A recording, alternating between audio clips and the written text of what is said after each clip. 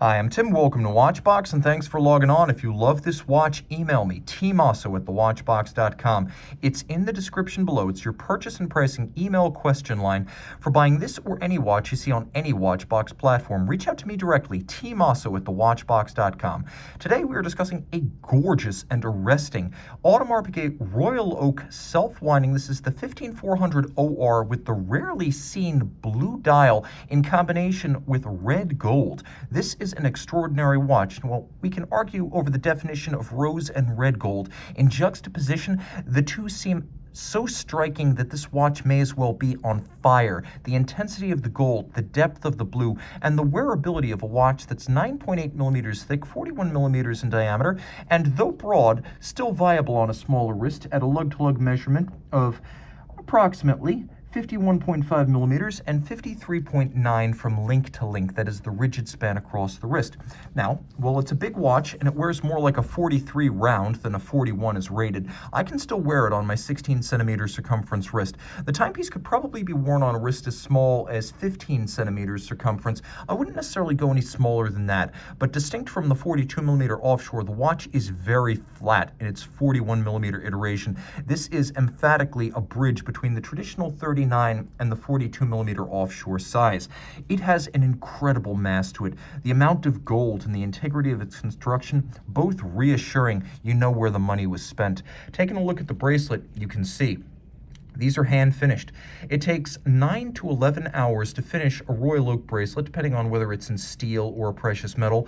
And you can see everything that would be rendered on steel is rendered here in that rose gold. Satin finished primaries, polished intermediate bezels, but only polished on their face in a way that you can see when you roll them through the light. You can't see them like this, but once you start rolling the bracelet, you see that interior finishing, attention to detail where it's not even likely to be noticed. That's integrity. You can see that the inner faces of the satin finished primary links are also polished, and there's a lovely polished shoulder that's perfectly aligned from link to link. I like to run my finger down the side of a Royal Oak bracelet because while I can see the taper, the tolerances are so tight that I can't feel the step down from link to link.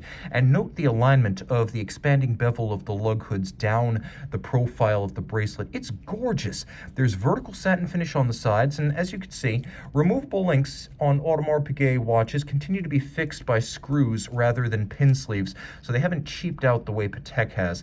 You can also see that the clasp, and these are quite redoubtable now, this is sturdy enough to be on an offshore. This thing is staying shut, even against shock and active use. Double fold, it's a sequential, one side goes down before the other, AP logo, and then twin trigger release, and you can see internally it has both media blasting and satin finish. Rolling over the case, it's as beautifully finished as the bracelet. You have the satin finish across the lug hoods, that diminishing bevel as you move toward the mid case.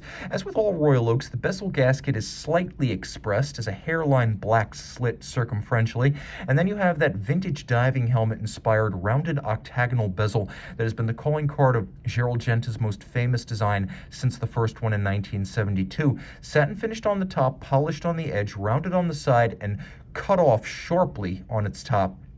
It's a distinctive form.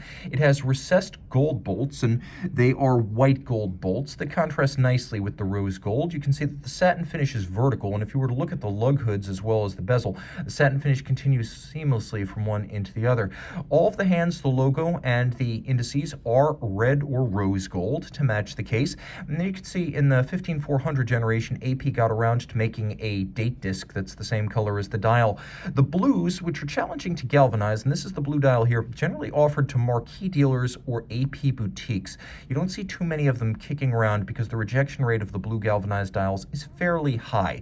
The dial itself is the Grande Tapisserie, which is cut on a pantograph, old school, and since the debut of the 15400 in 2012, these have been done in-house at AP on vintage pantograph lathes that take the image of the hobnail on a large template and then engrave it in miniature with 60,000 tiny bumps across the hobnails on this final dial.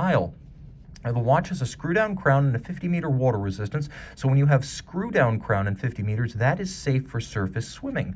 The watch does include a hacking or stop seconds function, and for setting the date, there is a quick set function. The watch includes Audemars Piguet manufacturer caliber 3120, 40 joules, bidirectional automatic winding with smooth action. The bidirectional doesn't have the one-sided unloaded freewheel of a unidirectional winder, but with ceramic rotor bearings, it is low maintenance and very efficient. You have on this 22-karat mass the coats of arms of the Audemars and Piguet families, reminding you that AP is the oldest Swiss manufacturer, still continuously owned and run by the founding families.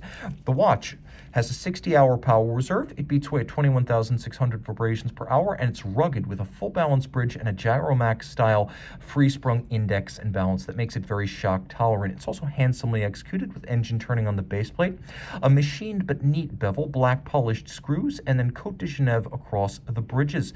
It is a handsome and charismatic 60-hour automatic. Reach out to Tim Mosso at thewatchbox.com for purchase and pricing details. And we're back with the Royal Oak Automatic in Rose Gold by Night.